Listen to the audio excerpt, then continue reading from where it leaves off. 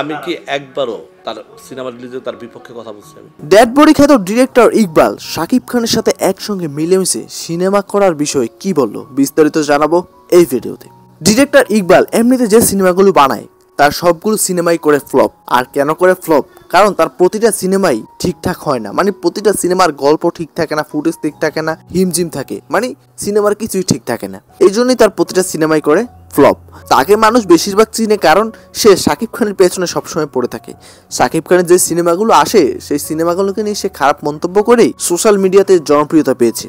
যাই হোক, একজন সাংবাদিক তাকে জিজ্ঞাসা করেছিল যে আমি আপনাকে একটা প্রশ্ন করতে চাই, আমি একজন চলচ্চিত্র প্রেমী হিসেবে আপনাকে একটা প্রশ্ন করছি, মানে কখনো কি সম্ভাবনা আছে যে ডিরেক্টর ইকবাল এবং শাকিব খান মিলে চলচ্চিত্রের জন্য কিছু একটা করবে? তখন ডিরেক্টর ইকবাল যে বিষয়টা জানালো সেটা হচ্ছে, আমি তোমাকে যদি আপন মনে করি তাহলে তোমাকে কেউ পর মনে করাতে পারবে না। মানে সে শাকিব খানের বিষয়টা জানিয়েছে যে সে আর কখনই শাকিব খানের সাথে মিলবে না। তারপর সে জার্নালিস্ট আবারও তাকে জিজ্ঞাসা করলো, আপনি কি শাকিব খানের সাথে আর মিলবেন না কখনো?